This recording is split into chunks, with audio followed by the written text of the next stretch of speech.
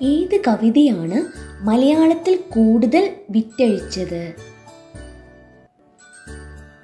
ഉത്തരം രമണൻ. എന്താണ് ലോകത്തിൻ്റെ ശ്വാസകോശം എന്ന് പറയപ്പെടുന്നത്? ഉത്തരം ആമസോൺ മഴക്കാടുകൾ. ആദ്യത്തെ മലയാള പത്രം ഏതാണ്? ഉത്തരം രാജ്യസമാചാരം. ഇന്ത്യയിലെ ആദ്യത്തെ വനിതാ കോളേജ് ഏതാണ്? ഉത്തരം ബഥൂൺ. ആദ്യമായി അച്ചടിക്കപ്പെട്ട ഗ്രന്ഥം ഏതാണ്?